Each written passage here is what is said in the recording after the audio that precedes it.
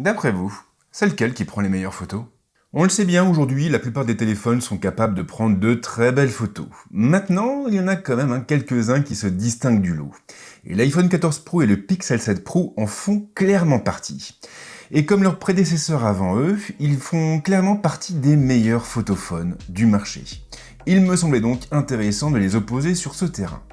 Car oui, tout comme le Pixel 7 et l'iPhone 14 Plus, le Pixel 7 Pro et l'iPhone 14 Pro vont avoir le droit à leur comparatif photo. Un comparatif qui va opposer leur focale bien sûr, mais également leurs principaux modes. On parlera notamment du mode portrait, du mode macro, des selfies ou encore du ProRAW et du RAW. Le process, lui, n'a pas changé. Toutes les photos que vous allez découvrir dans cette vidéo ont été prises à main levée, avec un téléphone dans chaque main. Et bien sûr, de temps en temps, j'ai interchangé les smartphones pour ne pas privilégier l'un ou l'autre. Il faut également souligner que les photos que je vous présente ne sont qu'une infime portion, une infime fraction de toutes celles que j'ai pu prendre durant ces semaines de test. Pas de test de mire donc, on va directement sur le terrain pour shooter, parce qu'au final c'est vraiment ça le plus intéressant dans la photo, c'est quand on sort de son laboratoire et qu'on se retrouve dans le vrai monde. Mais avant de poursuivre, on va quand même prendre le temps de rappeler brièvement ce que proposent les deux téléphones sur le terrain de la photo.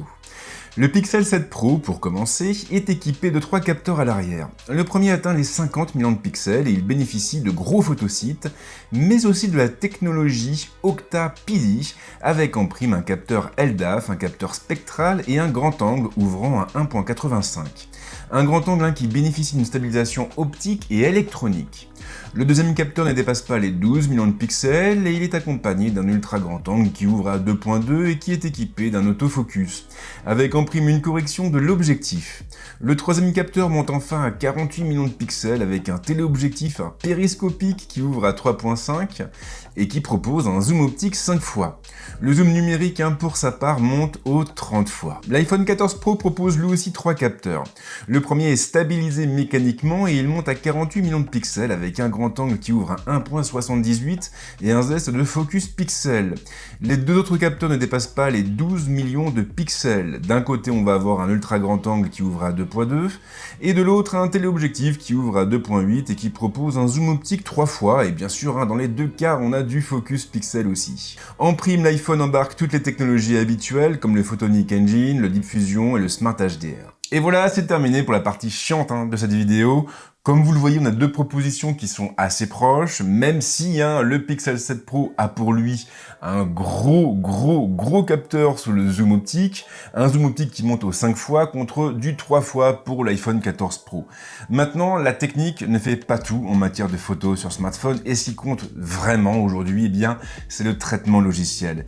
Et justement, en la matière, on peut dire qu'Apple et Google n'ont rien à envier l'un envers l'autre. Je suis pas sûr que ce soit vraiment français comme phrase, mais le fait est qu'Apple et Google aujourd'hui, au niveau du traitement logiciel, ont quand même un temps d'avance sur beaucoup de leurs concurrents.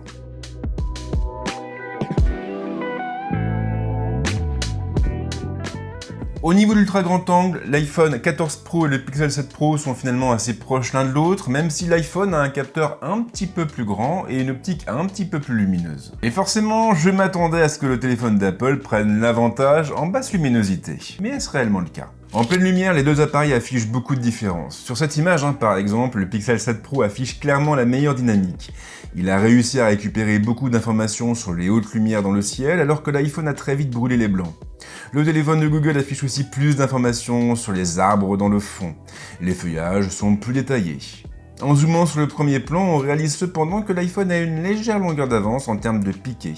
Les trèfles et les feuilles sont plus détaillés côté Apple, et on peut même voir des gouttes d'eau perlées sur les feuilles. Histoire de pousser les deux appareils dans leur dernier retranchement, j'ai shooté cette photo à contre-jour, et là encore, le Pixel 7 Pro affiche la meilleure dynamique. La photo est exposée de manière homogène et le téléphone a pu récupérer pas mal de détails sur la scène. Les arbres, l'herbe, le ciel sont clairement mieux restitués sur le téléphone de Google. Une impression confirmée par le zoom. Le Pixel 7 Pro s'en est mieux sorti grâce à sa très bonne dynamique et aussi grâce au traitement logiciel de Google. En revanche, on remarque que le piqué est moins marqué que sur la photo prise en pleine journée. On sent clairement que cette scène a donné du fil à retordre au téléphone. En soirée, c'est un peu deux salles, deux ambiances. L'iPhone tire pas mal sur le jaune et le Pixel offre le rendu le plus naturel. Il arrive en effet à mieux retranscrire, à mieux restituer l'ambiance nocturne. Il a aussi aussi une longueur d'avance sur les flares, comme on peut le voir avec les éclairages de la boutique située sur la droite, ou même avec les lampadaires au loin. Quand on zoome, on constate que les deux téléphones sont au coude à coude au niveau du piqué. Cela étant, le Pixel 7 Pro affiche une image plus lisse et il passe du coup à côté de certains éléments comme le mur du restaurant situé un peu plus loin sur la promenade. De nuit, c'est une fois encore le Pixel 7 Pro qui affiche la meilleure dynamique. L'arbre situé dans le fond est bien plus détaillé côté Google et le Pixel a même réussi à récupérer des éléments qui sont totalement absents de la photo prise à l'iPhone. Il est aussi moins sujet à l'éblouissement. Et en zoomant, on constate que les deux téléphones n'ont pas pris le problème sous le même angle. Le Pixel 7 Pro a davantage lissé la scène. L'iPhone affiche plus de bruit, mais il est aussi un petit peu plus précis. Les contours du cheval de l'affiche sont mieux restitués, de même pour la texture du tronc de l'arbre. En revanche, beaucoup d'artefacts sont aussi présents. Alors ici, clairement, les deux téléphones sont plutôt difficiles à départager. Le Pixel 7 Pro a clairement la meilleure dynamique, mais l'iPhone arrive à récupérer pas mal de détails. Et quand on zoome assez loin dans l'image, on réalise même qu'il prend le dessus sur le Pixel. Maintenant, dans l'ensemble, je préfère quand même, et c'est un avis subjectif, le rendu général du Pixel 7. Je trouve que ces photos correspondent mieux à la réalité des scènes photographiées. L'iPhone, on le sent, a tendance à éclaircir la scène, à la rendre plus lumineuse, pour essayer de la rendre aussi du même coup beaucoup plus visuelle. Mais du même coup, parfois, on a un décalage entre ce que l'iPhone sort et ce que l'œil a vu.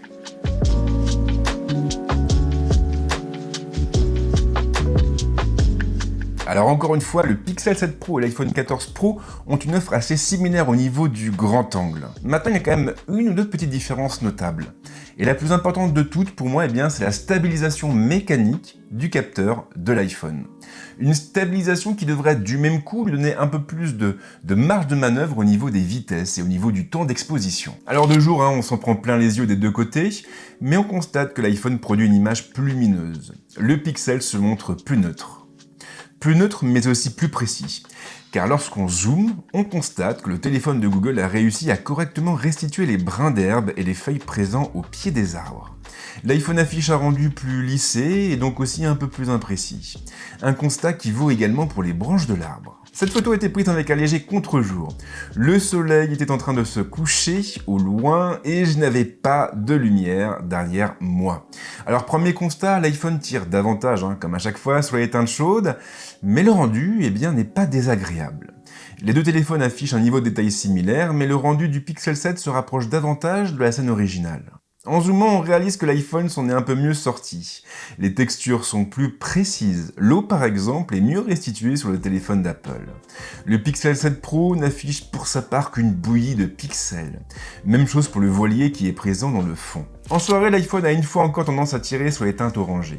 Le Pixel se montre plus neutre, plus mesuré, et il parvient finalement à mieux restituer l'ambiance nocturne. Dans les deux cas, on ne peut qu'être impressionné par le niveau de détail des deux appareils. En zoomant, on peut néanmoins constater que cette fois, le Pixel affiche le meilleur piqué. Les inscriptions sur les bateaux sont plus nettes côté Google, plus nettes et donc plus lisibles.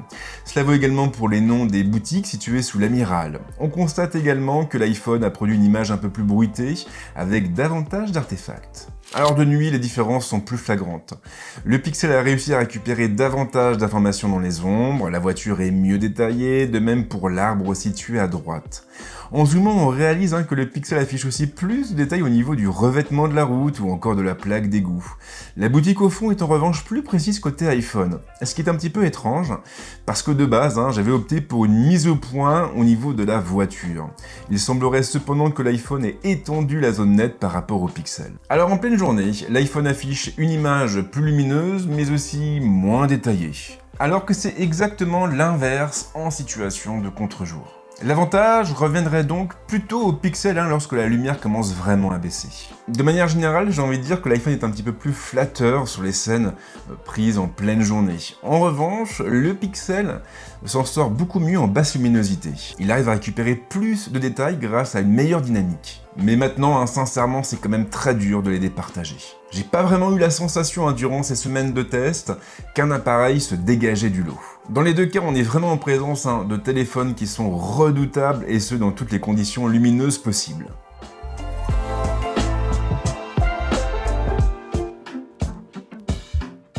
Le Pixel 7 Pro et l'iPhone 14 Pro proposent tous les deux plusieurs niveaux de grossissement. On a le 2 fois qui est calqué sur le 1 fois, mais derrière on va aussi pouvoir basculer sur un grossissement optique en 3 fois côté iPhone et en 5 fois côté Pixel. Le tout pour un grossissement numérique maximum de 30 fois sur le téléphone de Google et de 15 fois sur le téléphone d'Apple. Sur le papier donc, le Pixel 7 Pro est celui qui propose la meilleure flexibilité.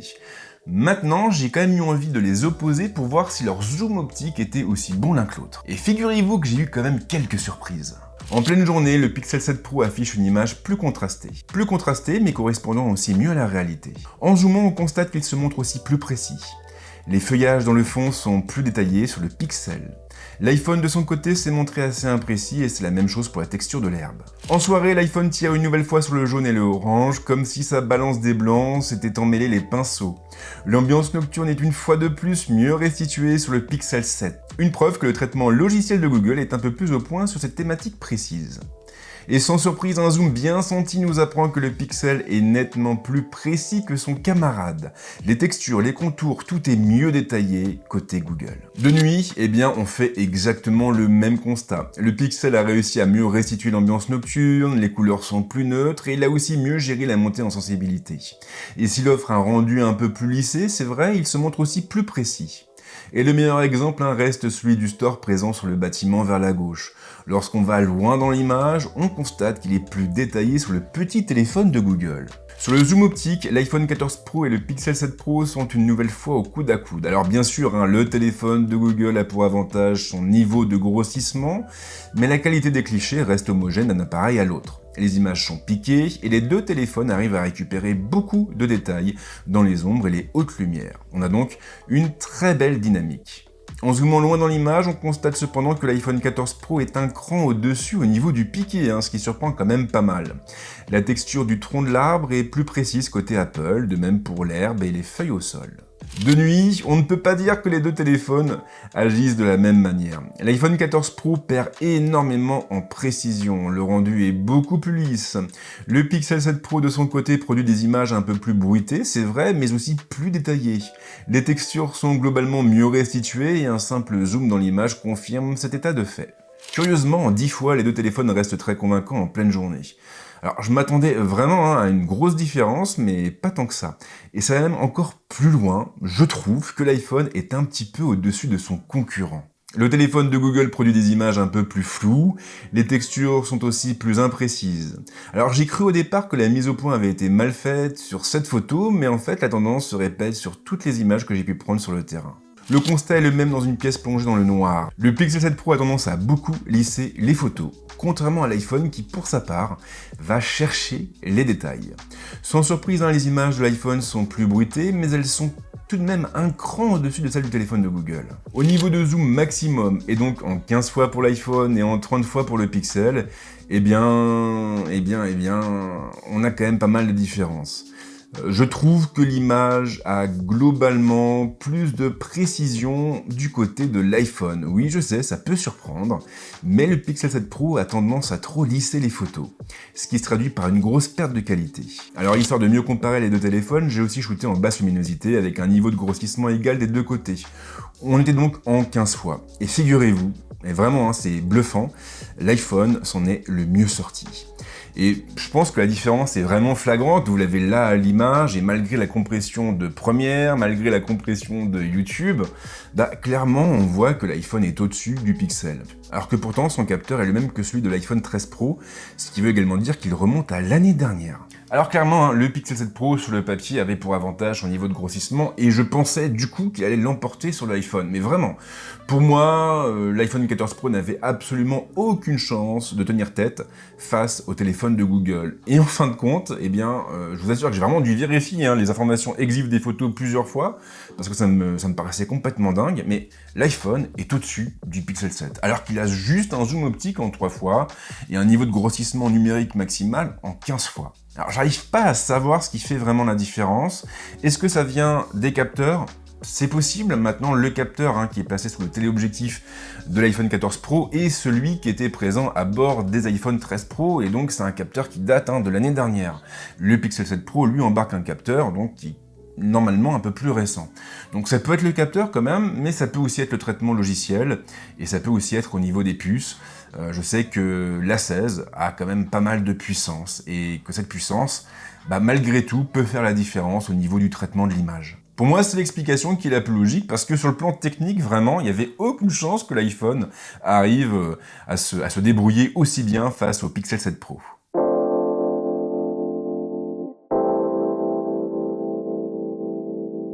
Les focales, c'est fait, je vous invite d'ailleurs à prendre une petite pause parce qu'on n'a vraiment pas fini. En réalité, je ne suis même pas sûr qu'on soit vraiment à la moitié de la vidéo, ce qui veut dire qu'elle risque de durer longtemps. Parce qu'après les focales et donc après le grand angle, l'ultra grand angle et les zooms, le moment est venu de passer au mode de prise de vue. Et on va commencer directement avec le mode portrait. Un mode qui est vraiment génial parce qu'il fait appel à plein d'algorithmes différents. Et c'est donc aussi un bon moyen d'évaluer le traitement logiciel des différents constructeurs. Alors de jour, il faut avouer que les deux téléphones envoient du lourd, et vraiment même du très lourd. Là par exemple, j'ai voulu shooter ma chienne, Romy, qui n'avait pas du tout envie d'être prise en photo. Elle était dans la forêt, elle avait envie d'aller renifler le lapin, et donc en gros, elle ne tenait pas en place. Mais malgré tout, les deux téléphones ont réussi à shooter un très beau portrait d'elle. Maintenant, il y a quand même quelques différences notables. L'iPhone, pour commencer, propose un cadrage un peu plus serré, et ce, alors même que j'étais bien en une fois des deux côtés. On remarque aussi que l'image est un peu plus lumineuse. Le pixel de son côté se montre plus neutre. Le flou n'a pas non plus été appliqué de la même manière par les deux téléphones. C'est assez drôle, mais l'iPhone a choisi de découper le sujet, tandis que le Pixel a conservé une partie nette au niveau de la pelouse. Rien à dire en tout cas au niveau de la netteté, dans les deux cas, le résultat est franchement exceptionnel. Ces photos ont été prises dans mon studio avec ma lumière habituelle. Et on ne reviendra pas sur la différence de cadrage, encore une fois, l'iPhone est un peu plus serré. Maintenant, la qualité, sincèrement, je la trouve assez incroyable.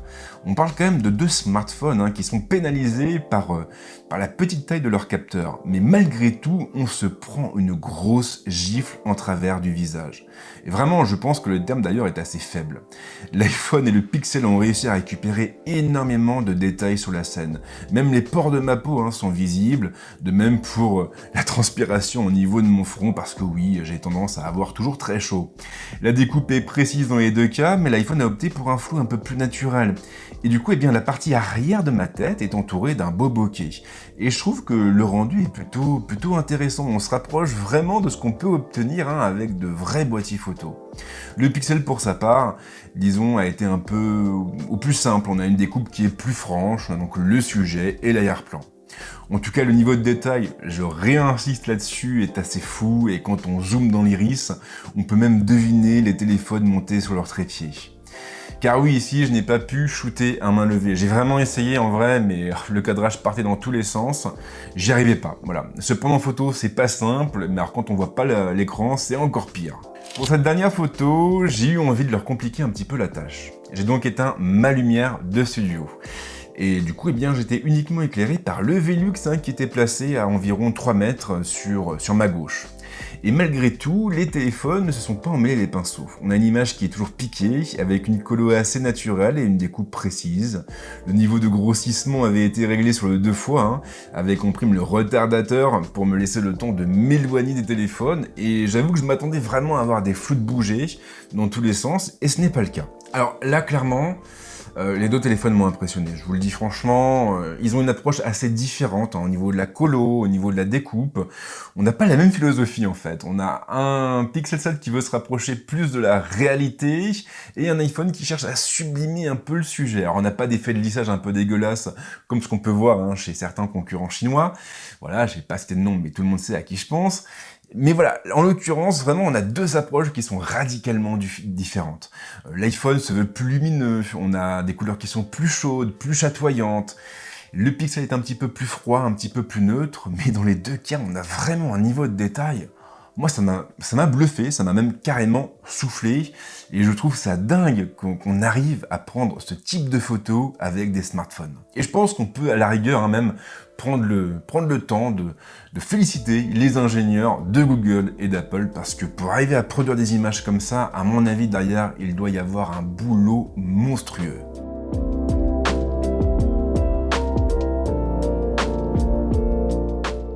Le Pixel 7 Pro et l'iPhone 14 Pro ont aussi en commun leur mode macro, un mode qui est absent, je le rappelle, des iPhone 14 de base et du Pixel 7. Alors pourquoi est-il absent du Pixel 7 ? Eh bien tout simplement parce que le Pixel 7 Pro est équipé d'un autofocus au niveau de l'ultra grand angle, ce qui n'est pas le cas malheureusement du Pixel 7. Et dans les deux cas, on a le droit à différents niveaux de grossissement et on peut même monter aux 3 fois. En une fois et en extérieur, on s'en prend plein les yeux. Dans les deux cas, on a des images qui sont très détaillées, avec une belle dynamique, que ce soit dans les ombres ou les hautes lumières. L'iPhone produit comme à son habitude une image un peu plus chaude, mais dans les deux cas, vraiment, on en a pour notre argent. Maintenant, quand on zoome, eh bien, on constate que l'iPhone 14 Pro s'est montré globalement plus précis que son camarade. Les contours sont mieux dessinés et le rendu des textures est clairement un poil au-dessus. En intérieur, les deux téléphones sont une fois encore capables de belles prouesses. Et c'est drôle parce que cette fois-ci, c'est le Pixel 7 Pro qui prend l'avantage au niveau du piqué. Une impression qui est d'ailleurs confirmée par un zoom. En deux fois, la qualité ne baisse pas. En extérieur, on conserve un très beau piqué. Même si les contours et les textures sont un peu moins précises. Le Pixel 7 Pro prend d'ailleurs l'avantage sur ce niveau de grossissement. L'iPhone a tendance à lisser un peu trop les sujets et il perd beaucoup en précision. Ce que confirme bien entendu un zoom dans l'image. En intérieur, le Pixel conserve l'avantage. Il a un peu tendance à forcer les contrastes, c'est vrai, mais il offre le rendu le plus flatteur. L'iPhone affiche des photos trop lisses et on perd beaucoup en précision. Et forcément, pour de la macro, c'est problématique. En 3 fois, franchement, ça ne le fait pas du tout. Clairement, les performances des deux téléphones s'écroulent et même en pleine lumière. On a des images qui sont trop floues côté iPhone et trop contrastées côté Pixel avec un rendu hyper bizarre quand on zoome dans l'image. Et franchement, c'est à se demander si Apple et Google ont vraiment eu raison de proposer un tel niveau de grossissement. Alors sans surprise, c'est encore pire en intérieur quand la lumière baisse. Le piqué chute drastiquement. Les contours sont moins précis, les textures bavent beaucoup. En gros, on a l'impression d'avoir un espèce de vomi à l'image, un vomi de pixels. Maintenant, on peut quand même reconnaître que le Pixel 7 Pro s'en sort un tout petit peu mieux que son camarade, ce qui montre que le traitement logiciel de Google se débrouille plutôt bien sur la macro.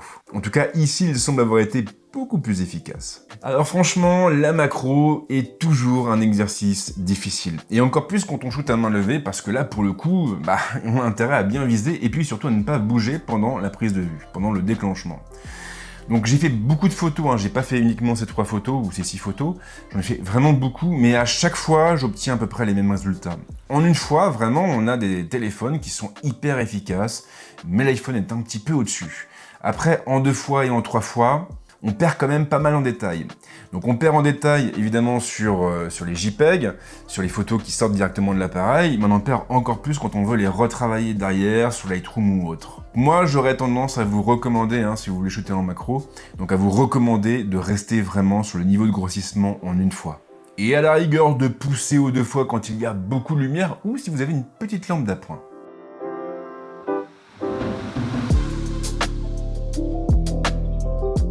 Alors pour les selfies, on a 2 propositions très différentes. Côté pixel, on a un tout petit capteur de 10,8 millions de pixels, avec une optique qui ouvre à 2.2, si je ne me trompe pas, je vérifie mes notes, non, c'est bien 2.2.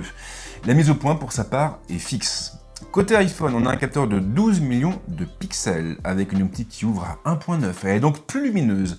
Et puis surtout, la caméra frontale de l'iPhone est équipée d'un autofocus. Et ça, on l'avait vu dans mon comparatif entre le Pixel 7 et l'iPhone 14 Plus, mais mine de rien, sur les selfies, l'iPhone prenait clairement l'avantage.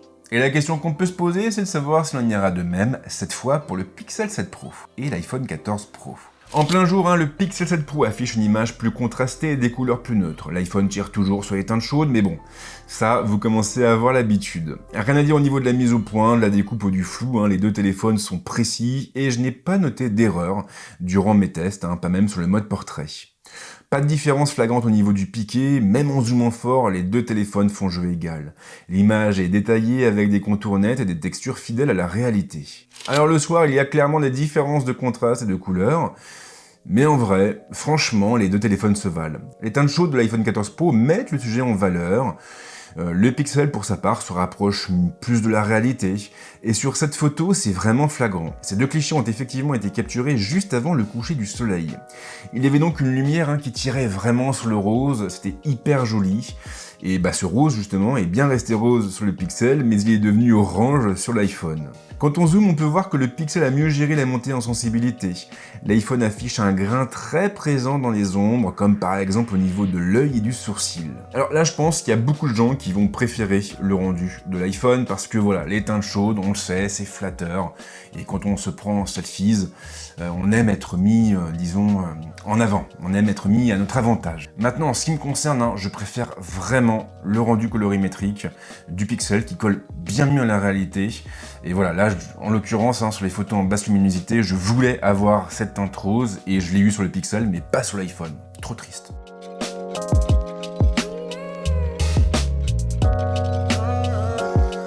Alors, le moment est venu d'aborder le dernier chapitre, et c'est le plus gros aussi. C'est le plus gros et le plus complexe. Pourquoi ? Parce qu'on va parler des RAW. Sauf que voilà, Apple et Google n'ont pas du tout la même approche. Côté Apple, on a du ProRAW. Et alors, le ProRAW, c'est pas vraiment du RAW. Enfin, c'en est, mais pas complètement. En gros, c'est du RAW sur lequel a été appliqué le traitement logiciel d'Apple. On a donc un RAW qui est transformé à la sauce Apple. Et chez Google, on a du vrai RAW. Donc on n'a pas de traitement logiciel, on a des images qui sont très brutes, avec généralement une dynamique qui est assez étendue, mais l'exposition, faut le dire, est un petit peu foireuse. Alors au départ, moi j'étais parti pour comparer les RAW bruts et en vrai, je me suis rendu compte que je risquais de passer à côté de pas mal de choses. Du coup, j'ai pris les choses un peu différemment, je vais vous présenter une succession de plusieurs photos. Alors, les premières, ce seront les images brutes qu'on va commenter ensemble. Et après, on aura les images retravaillées en post-production avec mes presets. J'ai quelques presets sur Lightroom que je réutilise régulièrement, et voilà. Et puis il y aura un peu de correction aussi au niveau de l'exposition. Et donc on va voir du coup finalement si les RAW délivrés par l'iPhone et le Pixel se travaillent de la même façon et s'ils sont aussi faciles à retoucher l'un que l'autre. Mais je vous dis, je suis pas du tout sûr du process que je vais appliquer. Si vous avez des suggestions, des critiques, des remarques, les commentaires sont là pour ça. Et vraiment, si vous voulez me filer un coup de main sur cette partie, je suis preneur. Sur cette première scène shootée à l'ultra grand angle, on peut voir que l'iPhone affiche des teintes beaucoup plus chaudes. Le Pixel se montre plus neutre. L'image d'Apple est aussi un peu plus contrastée, mais le Pixel montre une meilleure dynamique. Il a réussi à récupérer plus d'informations dans les ombres, notamment au niveau du pantalon. Et en zoomant, on peut voir que le piqué se vaut d'un appareil à l'autre, et il n'y a pas de différence flagrante entre chaque écurie. Après avoir appliqué un de mes presets, on voit que les images affichent un peu plus de différence. Cette fois, c'est le Pixel qui remporte la palme au niveau des contrastes. Il a même eu la main un petit peu plus lourde. Le grain est aussi plus apparent et on perd du même coup des détails dans les ombres. Du coup, j'ai eu envie d'aller un peu plus loin et de mettre les téléphones en difficulté en shootant à contre-jour, toujours avec l'ultra grand angle. Et encore une fois, l'iPhone s'en est le mieux sorti. La dynamique est clairement meilleure, on a un ciel qui reste visible, de même pour le soleil. Le premier plan est assez sombre, mais on peut quand même voir des traces laissées par un tracteur. Le Pixel de son côté est complètement dans les choux, il a choisi délibérément d'obscurcir la scène, mais du coup on perd beaucoup en détail. Et quand on zoome, on constate que l'iPhone affiche clairement une image mieux détaillée. Les ombres sont aussi moins bouchées. Du coup, pour aider un peu le Pixel, j'ai appliqué un preset que j'aime beaucoup et que j'utilise quasiment sur toutes mes photos Instagram. C'est un preset qui a tendance à éclaircir les blancs, quitte à flirter parfois avec la surexposition. Et l'effet, franchement, est saisissant. La photo du Pixel 7 Pro se révèle sous notre regard. On retrouve une exposition correcte et on récupère du même coup énormément de détails, que ce soit au niveau de la pelouse ou même des arbres dans le fond. La zone qui entoure le soleil est en revanche toujours cramée, mais il est possible de récupérer le coup en baissant les blancs et les hautes lumières. Pour l'iPhone, la situation est un petit peu plus compliquée. Avec le preset, l'exposition est moins bonne, mais les blancs ne sont pas brûlés. En revanche, quand on essaie d'éclaircir les ombres, le ciel brûle très vite. Il faut donc prendre un peu plus de temps pour retravailler l'image, ce qui s'avère néanmoins payant au bout du compte. Sur le grand angle, il n'y a pas vraiment de changement. L'iPhone est celui qui arrive à produire l'image la mieux exposée. Les nuances du ciel restent visibles, de même pour les ombres. Sur le Pixel 7, les noirs sont vraiment noirs et le ciel est complètement cramé. pas de différence flagrante en zoomant et même en allant très loin dans l'image. Le niveau de détail reste globalement le même d'un appareil à l'autre. Pour mettre en valeur la lumière, j'ai donc choisi d'appliquer un de mes presets, un preset qui fait ressortir les teintes jaunes. Et là, la situation s'est complètement inversée. La photo de l'iPhone s'est retrouvée sous-exposée. Le Pixel 7 Pro de son côté a réussi à récupérer pas mal de détails mais avec un ciel toujours cramé. Il a donc fallu que je rééquilibre les blancs et les noirs pour retrouver des expositions correctes. Et cette fois encore, au final, et après toutes ces retouches, c'est l'iPhone qui s'en sort le mieux. Si j'ai réussi à éclaircir les ombres et à récupérer un peu plus de détails au niveau du premier plan, le ciel est resté détaillé. Sur le Pixel, je n'ai pas réussi à récupérer les informations dans les hautes lumières. En revanche, les noirs restent assez marqués, même en poussant les réglettes à fond vers la droite. J'ai ensuite recherché la difficulté, et toujours en plaçant les téléphones face à un contre-jour, avec une lumière particulièrement rasante et donc qui filait vers leur objectif.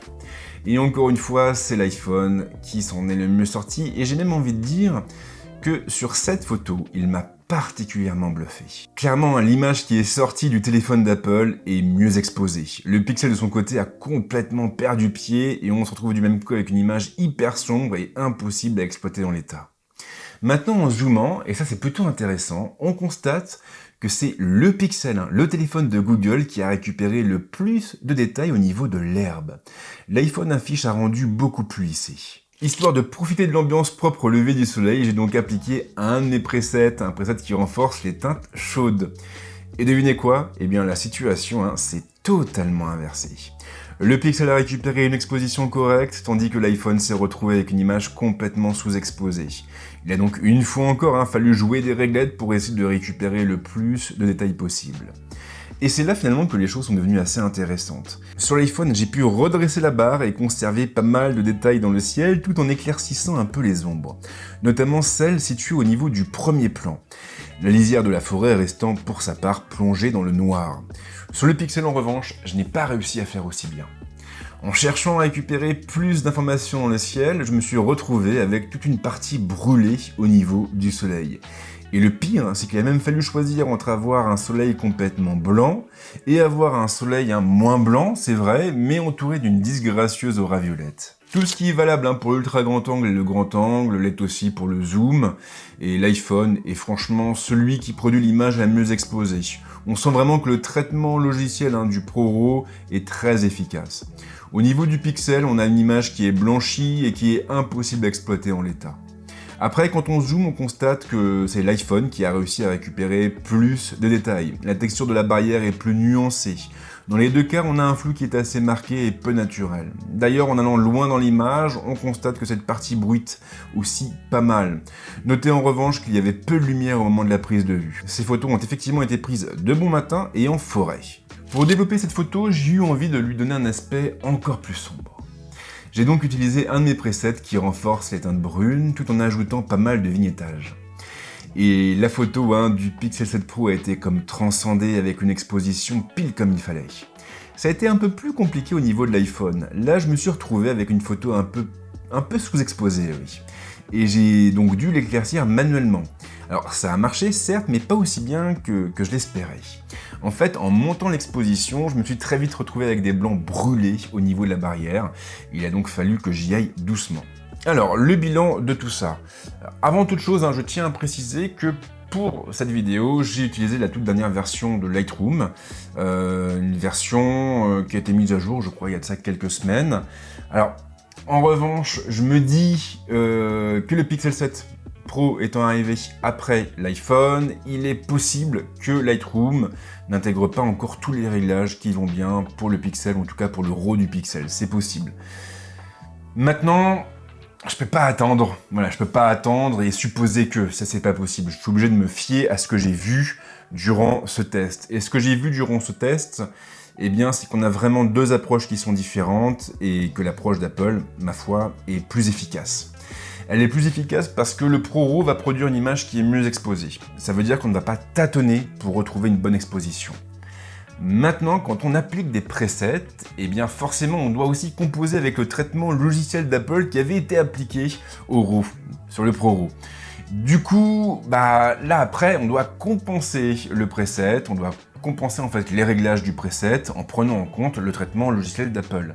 Et là pour le coup, c'est le Pixel qui est plus pratique à retravailler.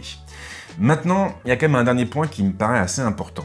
Quand on shoot en ProRAW, on shoot à pleine définition et donc avec les 48 millions de pixels du capteur principal, quand on est sur le capteur principal. Malheureusement, sur le Pixel 7 Pro, on shoot à 12,5 millions de pixels. On ne shoot pas à pleine définition. Je ne sais pas pourquoi. J'ignore si Google va déployer une mise à jour qui corrigera le tir. C'est possible, c'est pas certain. Mais le fait est que on a quand même là encore un avantage côté iPhone. On a un avantage côté iPhone parce que avec une photo en 48 millions de pixels, vous allez pouvoir recomposer votre scène après l'avoir capturée. Vous allez pouvoir cropper comme pas possible, ce qui ne sera pas évident avec le Pixel. Forcément, avec une photo de 12,5 millions de pixels, vous avez beaucoup moins de latitude, beaucoup moins de flexibilité. Donc sur le RAW, pour moi, le point revient à l'iPhone. Même si on peut saluer le côté efficace du RAW du Pixel 7. Un côté qui est tellement efficace qu'en fait, on peut vraiment retoucher assez loin l'image et qu'en fait, on a quand même une flexibilité qui est accrue au niveau des retouches.